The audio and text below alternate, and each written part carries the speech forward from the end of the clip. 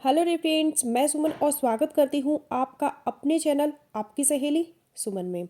आज की वीडियो में हम बात करेंगे प्रेगनेंसी कंसीव नहीं हो रही, कोशिश के बावजूद गर्भ नहीं ठहरा, 4 बेहतरीन टिप्स और बहुत ही फ्रीक्वेंटली पूछे जाने वाले सवाल आपकी तरफ से। रिलेशन के दौरान पुरुष का सारा मवाद तो बाहर निकल जाता है, तो क्या प्रेगनेंसी होगी या नहीं, और संबंध बनाते समय बेहतरीन पोजीशन कौन सी अपनाए ताकि जल्दी प्रेगनेंसी कंसीव हो जाए, और महिला को इंटरकोर्स के बाद कितनी देर तक उसी पोजीशन में लेटे रहना चाहिए, क्या ये ज़रूरी है या नहीं, ताकि जल्दी प्रेगनेंसी कंसीव हो सके। इन्हीं टिप्स पे बात करेंगे आज की इस वीडियो में। कुछ ड्रॉ करके मैं आपको समझाने की कोशिश करूंगी। तो चलिए बिना देरी किए वीडियो शुरू कर लेते हैं। वीडियो अगर आप लोगों को इन्फॉर्मेटिव लग रहा है तो प्लीज़ वीडियो को लाइक और शेयर कीजिएगा। चैनल पर पहली बार आए हैं तो प्लीज़ चैनल को बिना सब्सक्राइब किए मत जाइएगा।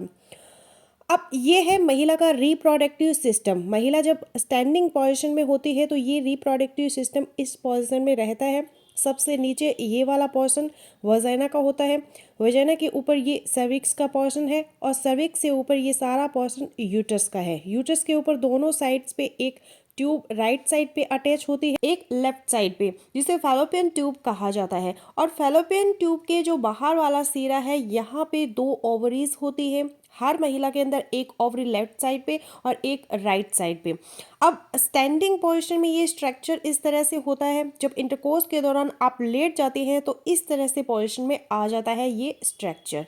अब आपने अपने हस्बैंड के साथ इंटरकोर्स किया तो हस्बैंड का पेनिस वजाइना के अंदर इंसर्ट हुआ, और इंटरकोर्स के बाद आपके हस्बैंड इजैकुलेट होते हैं तो यहाँ पे वजाइना के अंदर हस्बैंड का जो सीमन है, जो स्पर्म्स है, डिस्चार्ज होते हैं, यहाँ पे डिपॉजिट हो जाते हैं वजाइना के अंदर।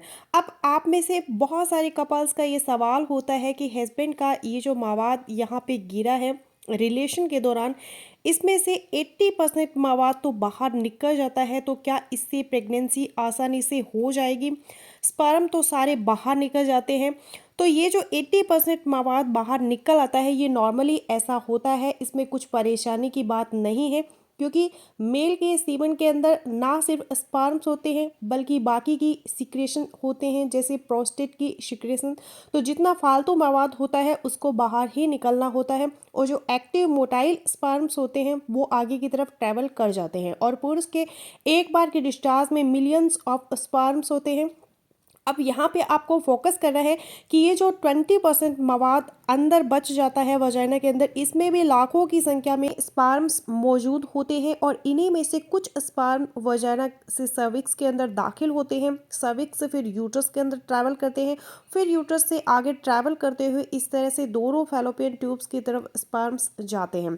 क्योंकि स्पर्म को नहीं पता कि इस महीने राइट साइड की ओवरी से एग रिलीज हुआ है या लेफ्ट साइड की ओवरी से, इसलिए दोनों ट्यूब की तरफ स्पर्म्स ट्रैवल करते हैं और स्पर्म यहाँ तक पहुँच जाते हैं फैलोपियन ट्यूब में, और अंडे की तलाश करने की कोशिश करते हैं। इन द मीन वाइल आपकी ओवरी से एग रिलीज होता है। स्पॉज कर लेते हैं कि इस महीने आपकी इस ओवरी से ये एग बना, उसके बाद ये एग रिलीज हुआ, फिर ये एग आपकी फैलोपियन ट्यूब में आ जाता है, और ट्रैवल करता हुआ बस फैलोपियन ट्यूब में एग यहीं तक पहुंच पाता है, और यहाँ पहुंच के एग रुक जाता है और स्पर्म का वेट करता है। फिर स्पर्म जैसे ही एग तक अप्रोच कर लेता है, एग के साथ मिलता है, तो आपका नन्हा सा बच्चा यानी एम्ब्रियो बन जाता है।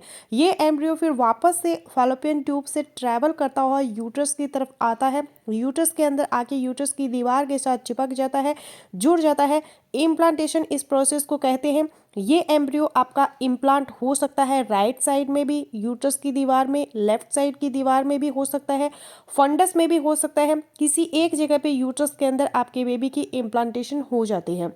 अब यहाँ पे जो टिप था कि ये जो 80% मवाद बाहर निकल आता है, तो इसमें कुछ परेशानी की बात नहीं है, लेकिन एहतियात के तौर पे महिला अपनी बट्स के नीचे एक पिलो रख ले, और मेल को चाहिए कि डिस्चार्ज होने के बाद तुरंत से महिला से अलग ना हो, ताकि वजाइना का रास्ता कुछ देर तक रुका रहे और उससे आपका जो मवाद है वो बाहर की तरफ ट्रेवल ना करें। अब आ जाते हैं आपके दूसरे सवाल की तरफ और दूसरे टिप की तरफ कि इंटरकोर्स करने के बाद महिला को कितनी देर तक उसी पोजीशन में लेटे रहना चाहिए। क्या ये ज़रूरी है कि तुरंत से उठ के वॉशरूम जा सकती है, खड़ी हो सकती है या नहीं।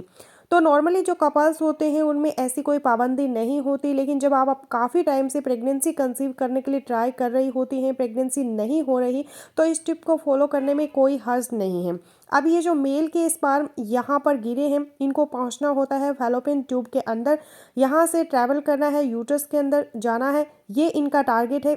यहाँ पे एग मौजूद होता है, एग से मिलने के लिए यहाँ तक पहुँचना होता है। तो ये जो दूरी है स्पर्म 20 से लेके 25 मिनट के अंदर तय कर लेते हैं, और इवन की जो मोटाइल स्पर्म होते हैं वो इससे भी बहुत कम टाइम में फैलोपियन ट्यूब में पहुँच सकते हैं।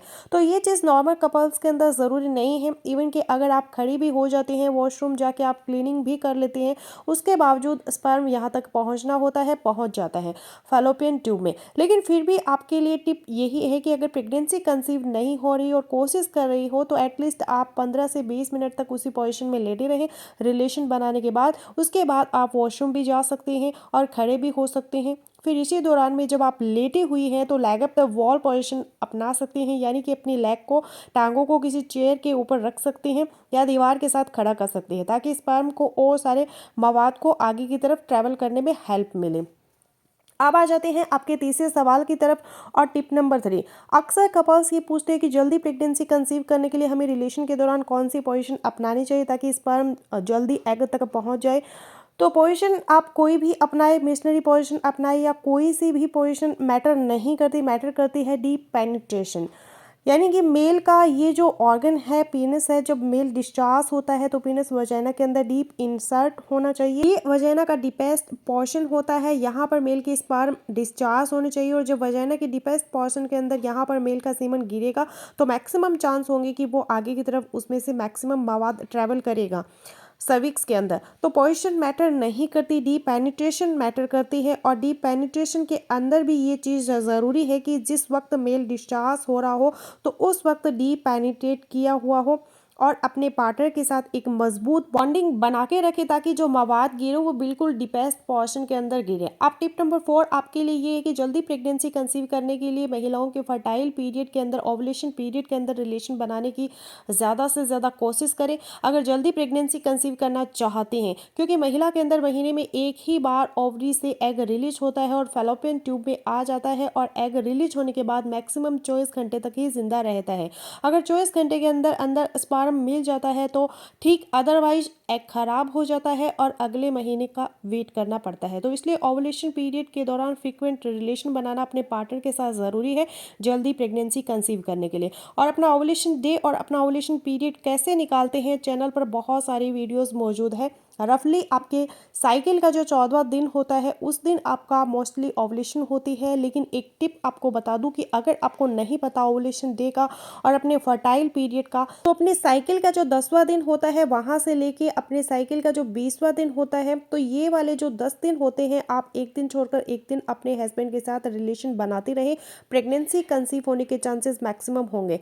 तो फ्रेंड्स बस यही था आज का वीडियो। आई होपफुली मेरा आज का वीडियो आप लोगों के लिए यूजफुल रहेगा। सो मिलते हैं नेक्स्ट वीडियो पे, तब तक के लिए बाय बाय।